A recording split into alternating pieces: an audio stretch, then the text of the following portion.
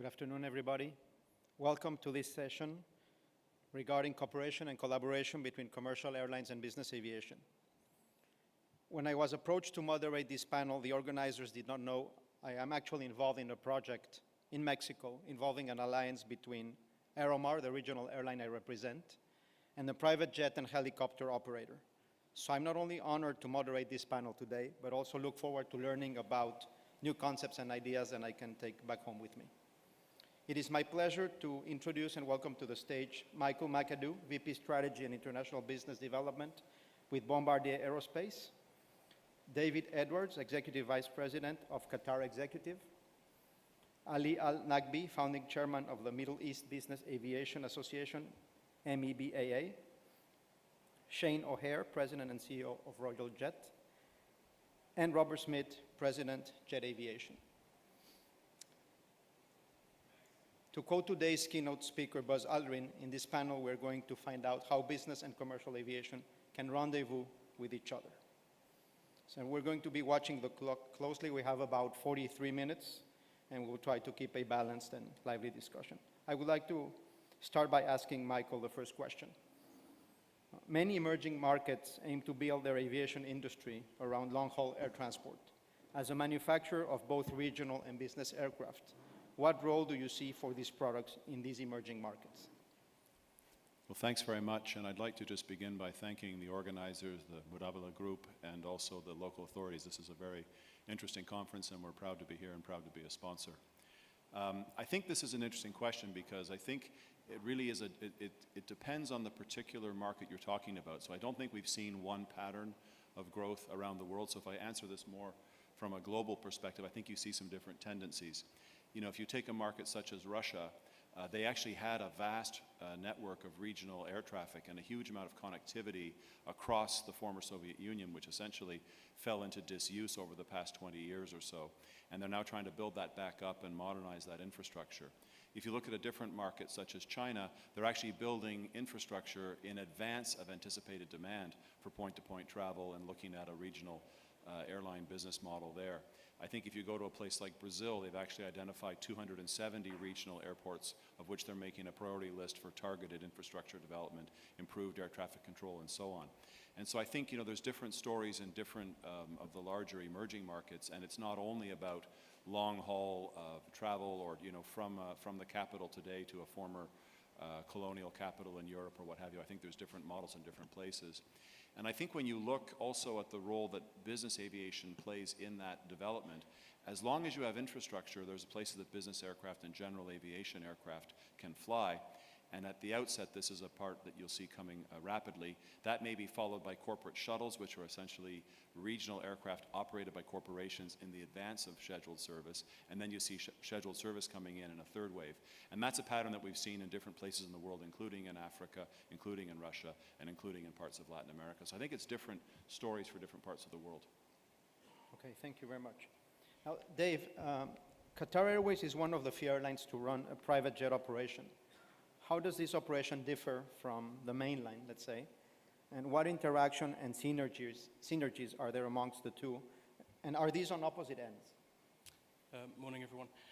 Obviously, they're entirely different. I mean, I've been with Qatar Airways now for 6 months. Before that, I did 5 years in the Middle East with a business jet operator. So I'm living the dream, as it were. I'm seeing the differences on a daily basis. And the main difference, obviously, is that the business side of things is an ad hoc business. We are going at 4 hours notice or less sometimes, whereas the airline works in 6-month cycles, winter season, summer season.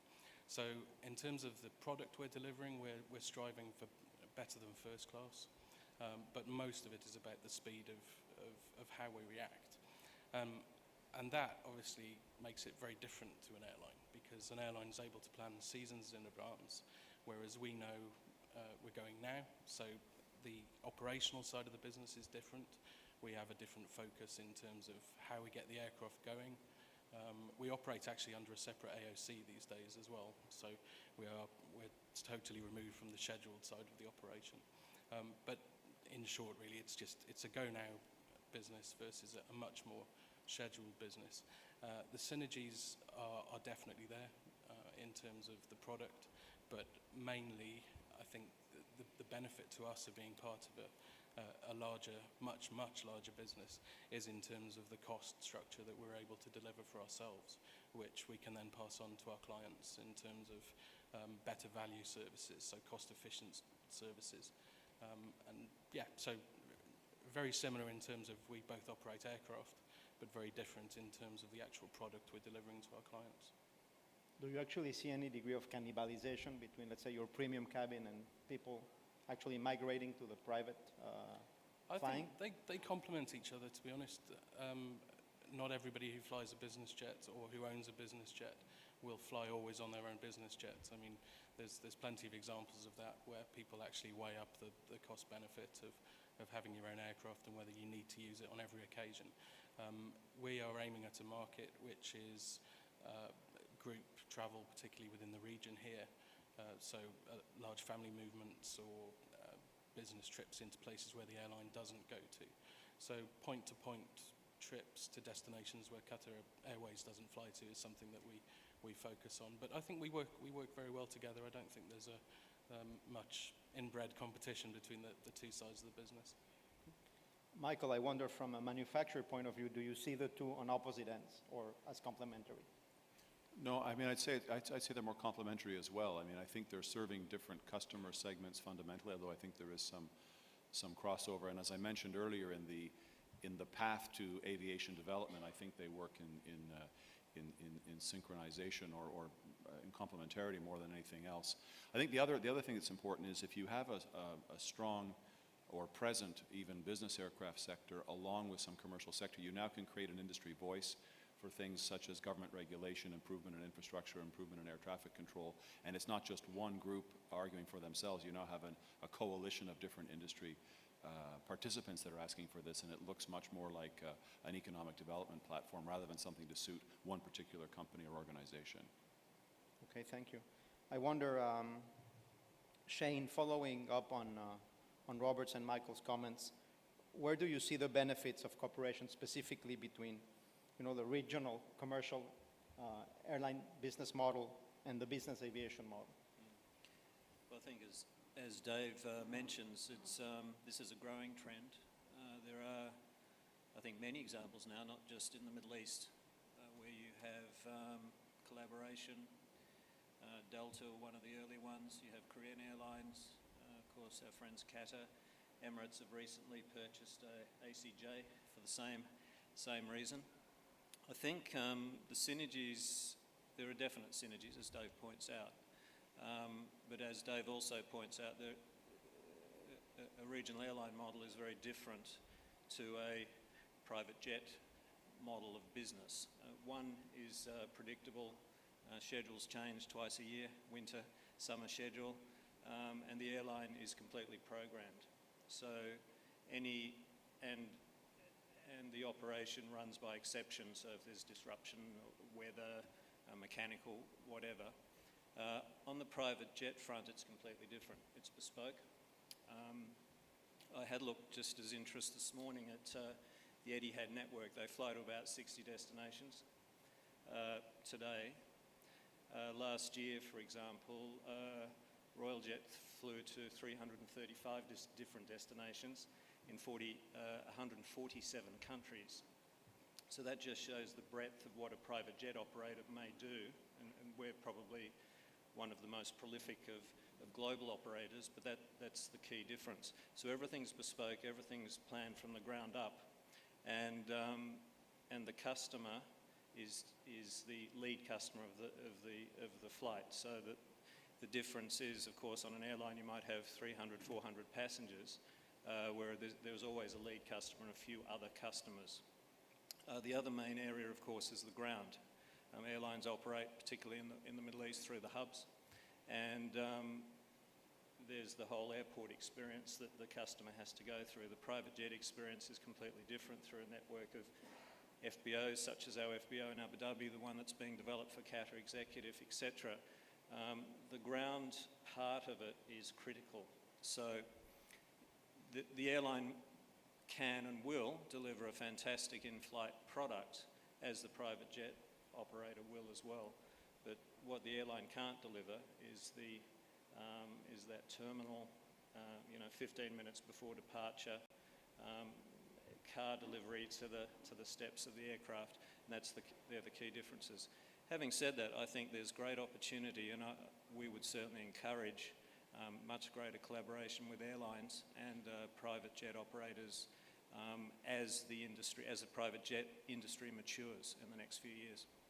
Is this cooperation by means of joint ventures or strategic alliances? How do you foresee that happening? Well, we like the model of cooperation. Well, it could be strategic alliance, it could be equity partnerships. There's so many different models. I was talking to Greg Thomas at Private Air this morning. That for years been working on a contract basis with different airlines around the world on offering scheduled airline services. Royal Jet's very well equipped to be able to provide, for example, a franchise service to any airline that would wish to provide a private jet service. Lufthansa, I think, had traditionally used NetJets. I think they've been in and out of using their own aircraft and NetJets for the same purpose. So there's different models, and it really depends on the market and the airline concerned. But whichever way, I think it's a very smart way to go. Okay, great. Robert, why do commercial and business aviation need to coexist, not only in the Middle East, but in other parts of the world? And which do you believe are the main areas of opportunity to explore and capitalize? I think Shane and Dave and Michael just did a good job of describing the differences in the two models. And certainly the business aviation model is all about convenience and being able to have unscheduled service as opposed to the more rigorous schedule definition of a commercial airline. So from our perspective, I think the collaboration really exists when it comes to infrastructure. And the infrastructure between the airports, the air traffic management, et cetera, is what needs to be defined and regulated between the two segments of the market. And what we've seen around the world, and you asked about opportunity, I think as you look at an expanding emerging market, certainly the commercial airline cargo are the areas where you see the initial investment, but the business aviation market is a job creator. I think our industry needs to do a better job of getting the message out that we can help an emerging market grow or help an existing market sustain their growth by providing the necessary travel arrangements. Okay, let's switch a little bit to talk about regulations in the Middle East region for business aviation. Ali, I would like to hear from you, please. Are these regulations aiding or hindering the development of the industry, and is there something to be learned from other regions? Good afternoon. First, GC is here or he left? So you can talk freely. I think, oh, you're here, so no. The sky is, honestly, the sky is very, very safe. The fact is, that's the first point, I wanted to mention. Secondly, yes, we don't have a proper rules and regulation defined exactly for business aviation. Not in other parts of the world, like in US and in Europe. They have sort of chapters for business aviation.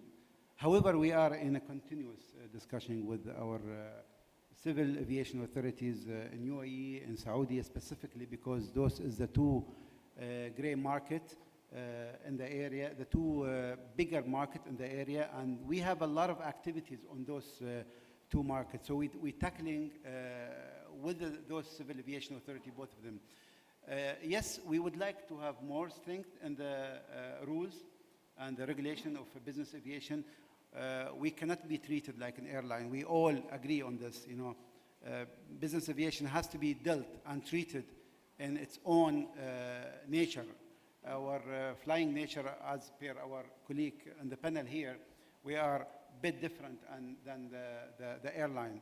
We, business aviation, fly to the airport where the airline do not fly or cannot land.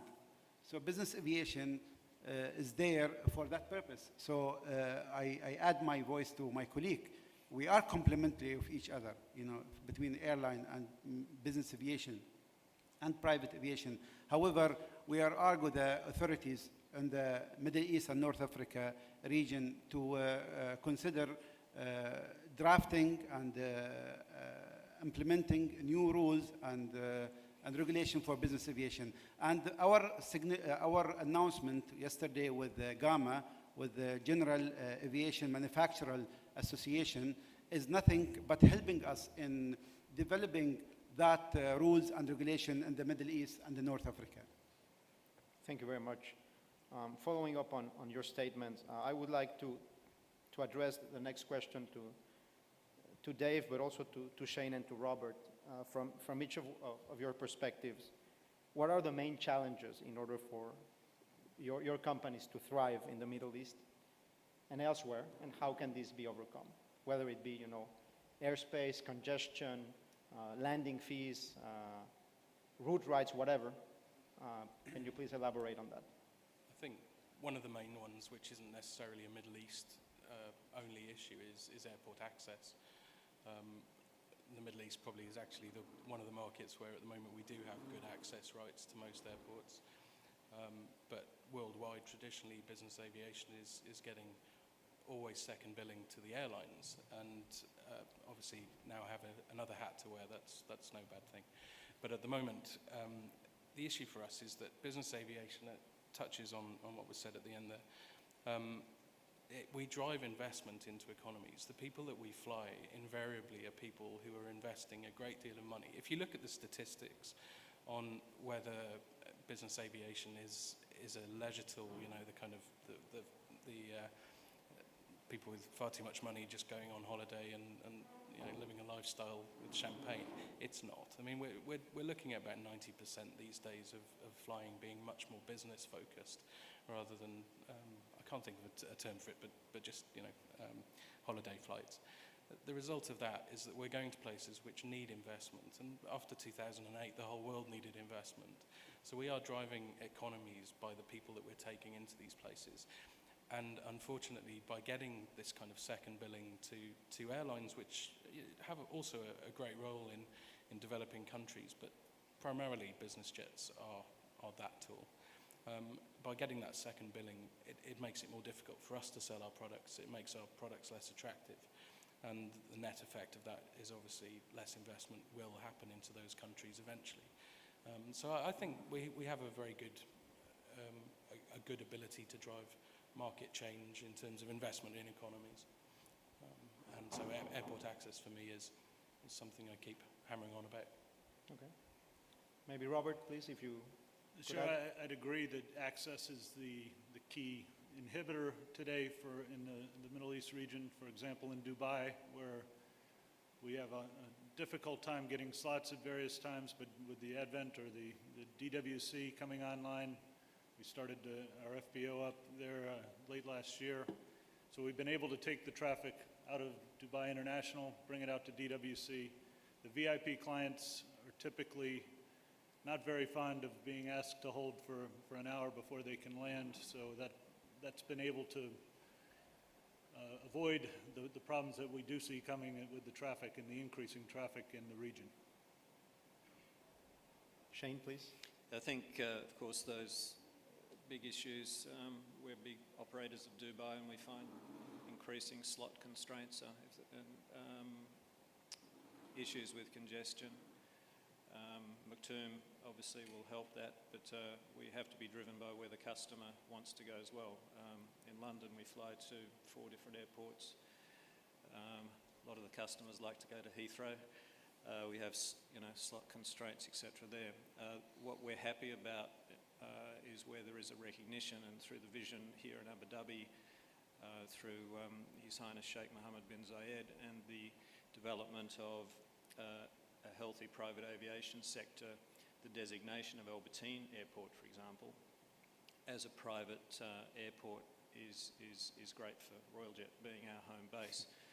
We operate at Abu Dhabi International right now, and we recognise with as you've seen from the presentations yesterday, the building of the new midfield terminal and the phenomenal growth of Etihad at around 16% year on year, that Abu Dhabi International is going to, by 2030, will be a 70 million passenger a year airport. And of course, we're going to face the same problems if we continue to operate there as our principal base. So we will move to Albertine next year to help alleviate that issue. And so I think with those kind of strategies from governments, that really helps. The other area, of course, is the grey market in private aviation, which really does hurt the growth of the industry. Not only is it illegal, but the use of private aircraft for commercial gain is unsafe, and it is hurting our industry here. And we think that it's, in Saudi Arabia, it's up to 50% of the market is grey market. Much smaller here in the UAE, but something that there needs to be strong legislation to prevent this these kind of operations, and that will definitely inhibit the maturity, the growth and maturing of the industry. And MEBA and Ali are doing a great job to try to bring that to the attention of the authorities and the legislators as we move forward. Yesterday we heard that air traffic congestion is starting to become an issue.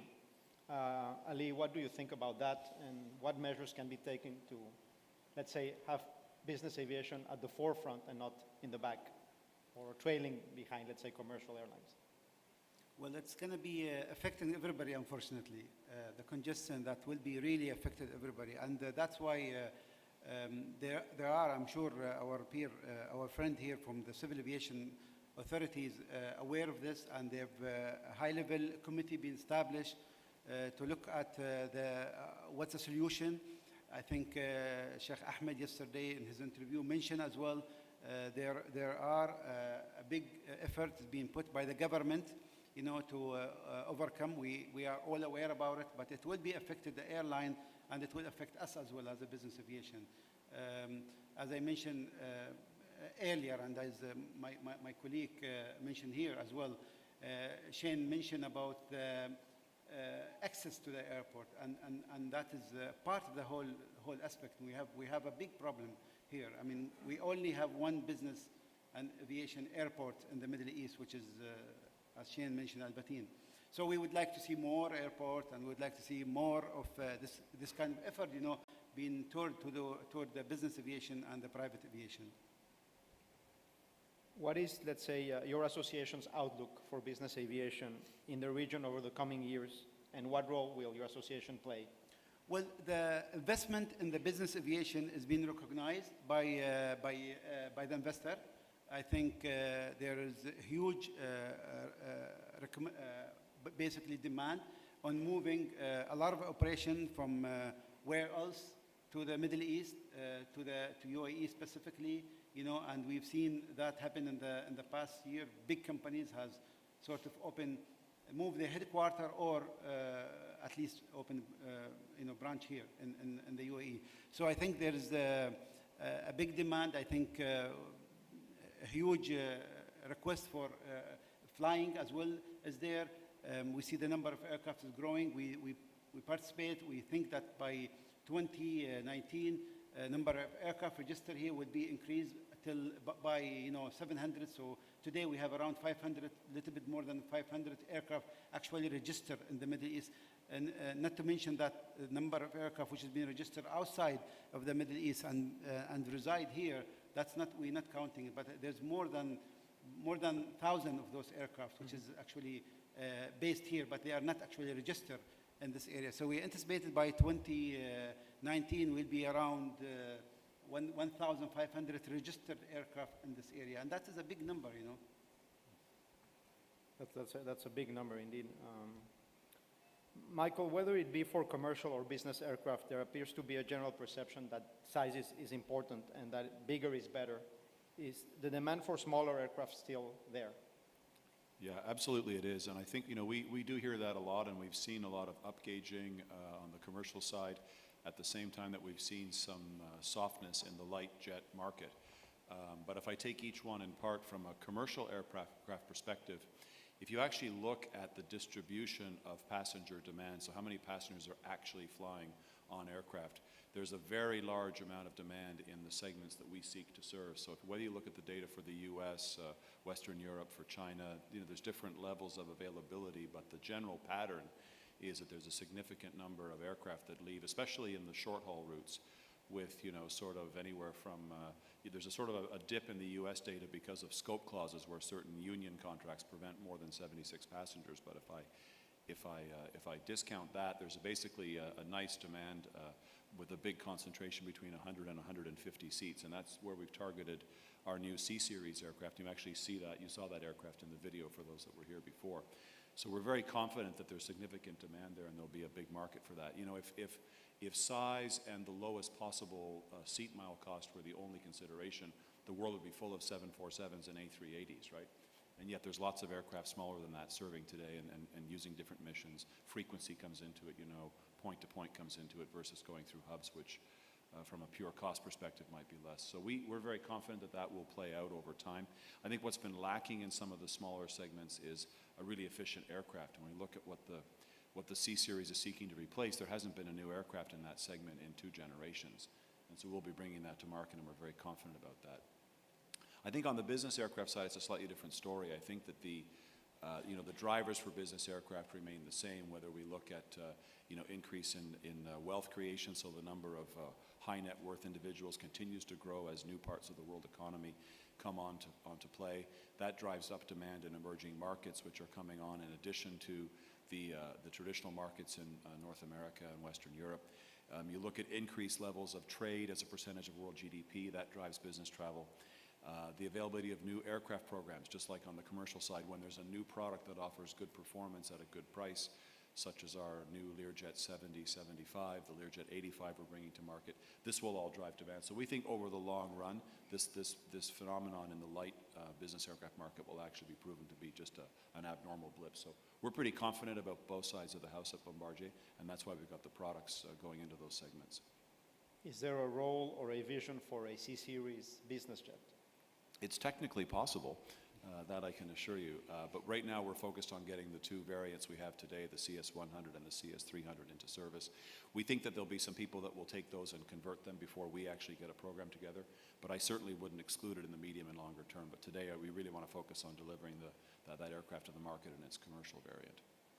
Great.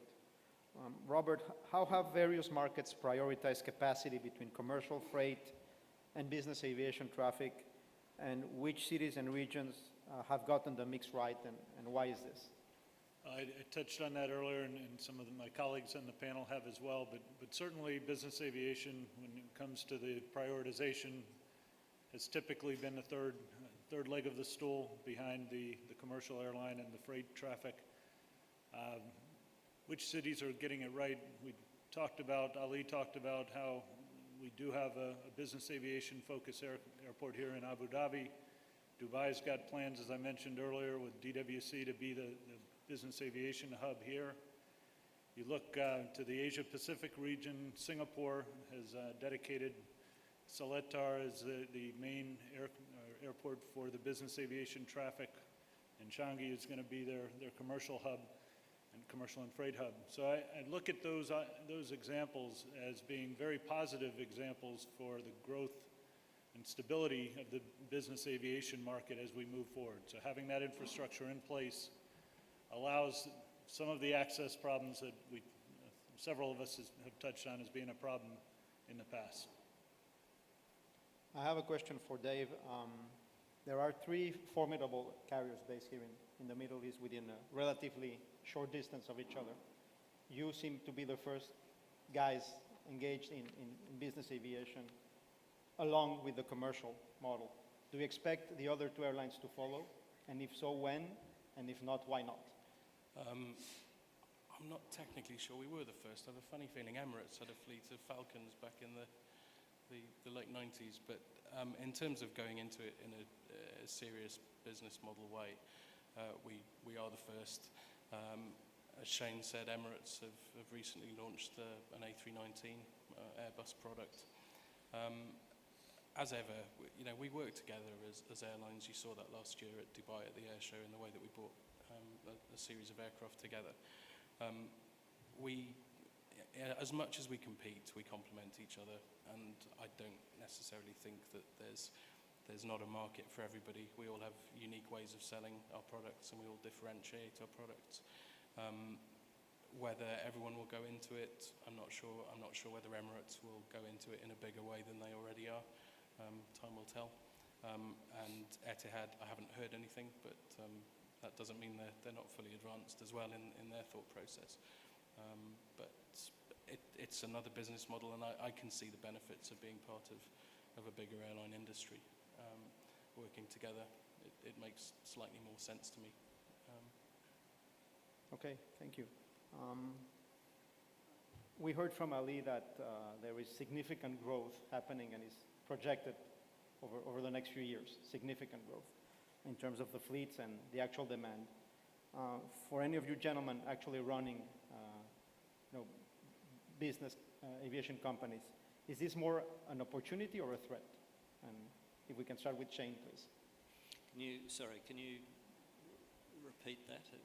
Well, what I'm saying is that given the growth that is coming and the phenomenal growth that we've experienced in this region, business aviation is not exempt, so it's forecast to continue growing rapidly. Is that more of a threat or an opportunity to your company? Well, our projection is the growth will be around 7% year on year. The markets aircraft numbers will increase by about 400 new units over the next 10 years. Global market around 10,000 aircraft in the next 10 years. Of course, it presents a threat and opportunity.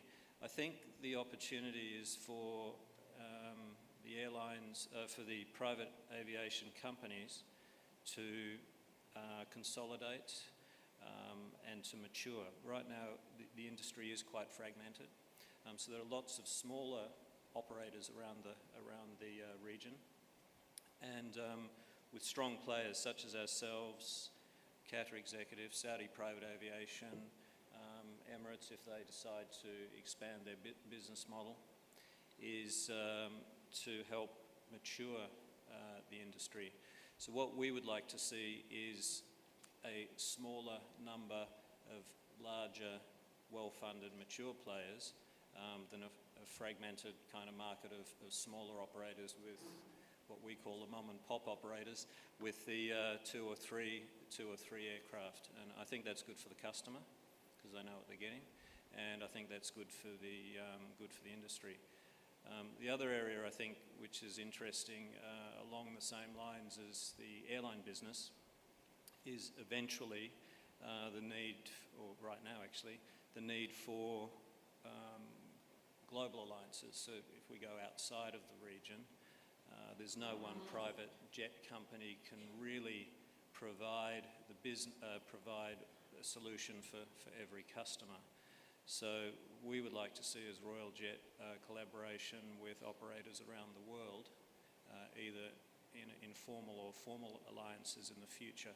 So for example, you may have an alliance partner in China, alliance partner in Europe, alliance partner in Africa, that who are like-minded, have the same standards, similar customer service standards, where you can, and similar pricing, where you can develop the market that way.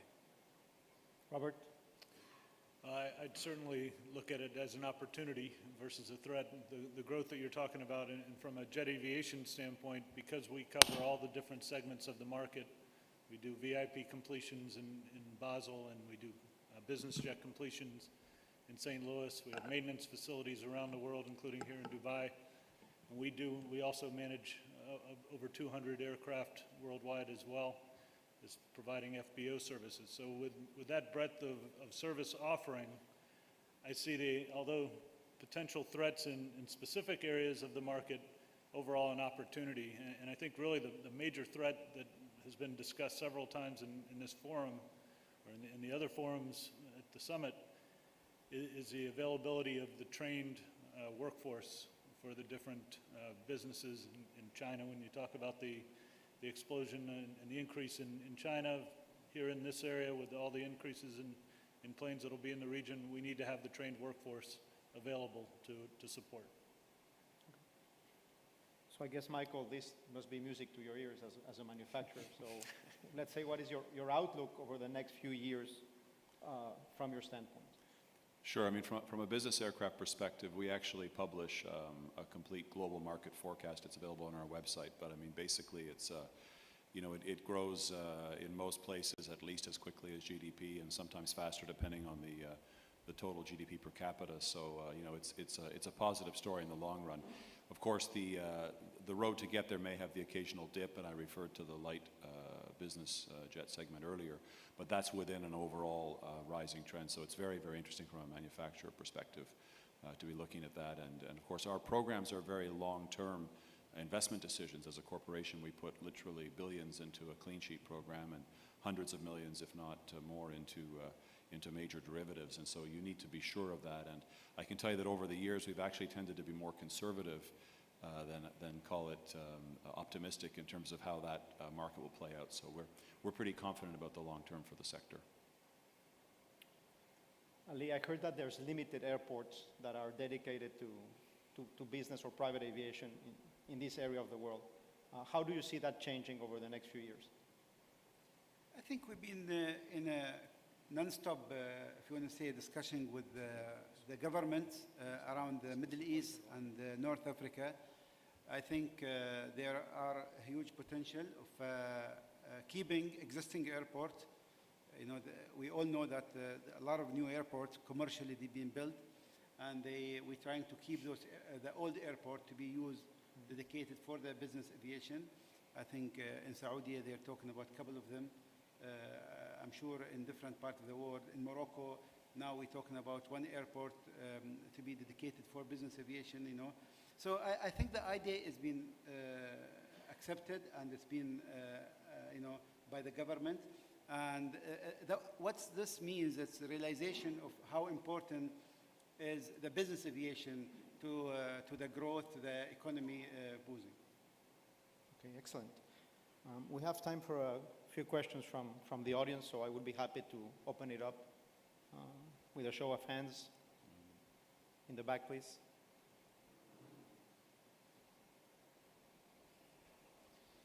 Good afternoon. I have a question regarding the cabin. There will be a revolution in terms of onboard in-flight connectivity. I mean, with a broadband access available in flight. It's already the case with commercial airlines. I mean, video available in flight.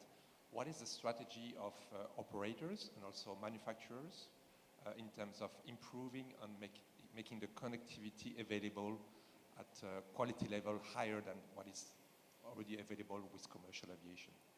In other words, if a passenger doesn't have access to in-flight connectivity in his business jet, he would be tempted to switch to commercial airline to continue to have his access to his emails and still working.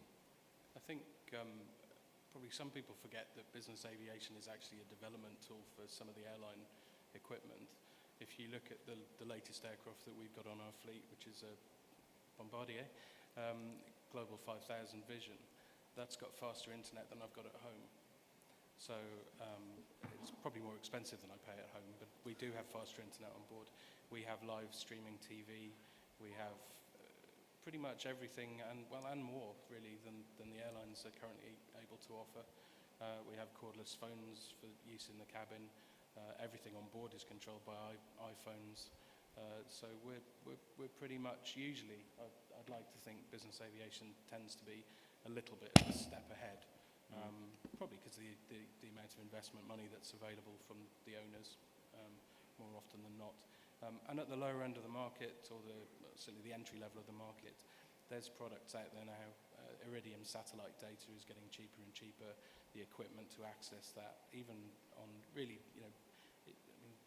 Piper single engine piston things, you can still put an Iridium system into that so people can get text messaging while you're flying along. So it's open and it's there and it's usable and, as I say, faster than home. So. Certainly on our side we're the same as Dave. We have everything the airline, or in advance of the airlines, we've had live TV for some years, GSM, internet. and video on demand, everything that the airline business has. The airline business is far more intense so far as competitiveness and enhancing this technology. So it is moving very much quicker in the airline business than it did, say, 10 years ago. So you will find that some of the older private jets, which haven't been retrofitted, will certainly lack some of these facilities and technology, but I'm sure any new aircraft that would be purchased these days would have everything fully loaded. And it is very important. It's in any quotation we find through our brokerage service where we have brokers calling us, the first question is about how old is the aircraft? Second question is about what technology is on board. So it's a very important area. Thank you. Yeah, I'll just maybe jump in, and I was about to say, I'm assuming you haven't flown on the new Global. If you were, you would find out that it's actually very fast, and I fully agree. I mean, you know, we get this stuff on the aircraft as fast as we possibly can. I think there's an issue of retrofitting things back into existing aircraft. How does that work? I think the more we go from devices you hold in your hand that work wirelessly and not have a pop-up monitor in the console of the business jet, it's much easier to retrofit. You're going to be changing a box somewhere in the aircraft and it'll work wirelessly as opposed to having to tear apart the interior to install that equipment into a screen. So I think over time that if there ever were a lag, I think you'll find the lag will close in terms of the new product. I think the challenge will be retrofitting that old fleet in a meaningful way, but you may just find out that these old monitors that were there are simply extra weight that'll be removed, and we'll all go wireless on the retrofits as well.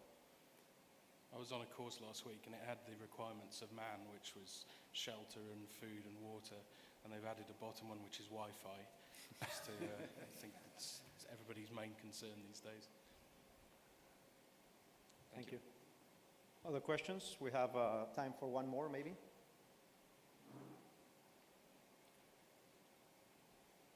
No, if not, I guess this wraps it up. Thank you so much for joining us today. It's been very illustrative, and looking forward to doing this again sometime. Thank you. Thank you. Thank you very much.